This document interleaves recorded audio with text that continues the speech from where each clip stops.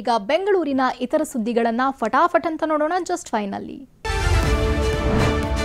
ಬೆಂಗಳೂರು ಪೂರ್ವ ತಾಲೂಕಿನ ಕೋನದಾಸನಪುರದ ಬಡ್ಡಿ ಶಾರದಮ್ಮಳ ಮತ್ತಷ್ಟು ಕಿರುಕುಳಗಳು ಬಹಿರಂಗವಾಗಿವೆ. ₹1,000 ಸಾಲ ನೀಡಿ ಲಕ್ಷಾಂತರ ಹಣ ವಸೂಲಿ ಮಾಡಿರೋ ಬಗ್ಗೆ ಇವತ್ತು ಆವಲಹಳ್ಳಿ ಠಾಣೆಯಲ್ಲಿ ನೊಂದ ಮಹಿಳೆಯರು ಕೇಸ್ ದಾಖಲಿಸಿದ್ದಾರೆ. ನಾಗವಾರದ ರಶೀದ್ ನಗರದಲ್ಲಿ ಸಾರ್ವಜನಿಕ ರಸ್ತೆಯಲ್ಲೇ ವ್ಯಕ್ತಿಯೊಬ್ಬ ಬೋರ್ವೆಲ್ ಕೊರೆಸಿದ್ದಾನೆ. ಮತ್ತೊಂದು ಕಡೆ ಸಾರ್ವಜನಿಕ ರಸ್ತೆ ಚರಂಡಿ ಒತ್ತುವರಿ ಬಗ್ಗೆ ಸ್ಥಳೀಯರು ಪಾಲಿಕೆಗೆ ದೂರು ಕೊಟ್ಟರೂ ಅಧಿಕಾರಿಗಳು ಸೈಲೆಂಟ್ ಆಗಿರೋದು ಹಲವು ಸಂಶಯ ಮೂಡಿಸಿದೆ. ಮೊಟ್ಟೆ ದರ ಏರಿಕೆಯಿಂದ ಸರ್ಕಾರಿ ಶಾಲಾ ಶಿಕ್ಷಕರು ಕಂಗಾಲಾಗಿದ್ದಾರೆ. ವಿದ್ಯಾರ್ಥಿಗಳಿಗೆ ಮೊಟ್ಟೆ ಖರೀದಿಸೋದು ಹೊರೆಯಾಗಿದೆ. ₹5.30 ಇದ್ದ ಮೊಟ್ಟೆ ದರ ₹6.80 ಏರಿಕೆಯಾಗಿದೆ. ಆದರೆ ಶಿಕ್ಷಣ ಇಲಾಖೆ ಪ್ರತಿ ಮೊಟ್ಟೆ ಖರೀದಿಗೆ ₹6 ದರ ನಿಗದಿ ಮಾಡಿದೆ.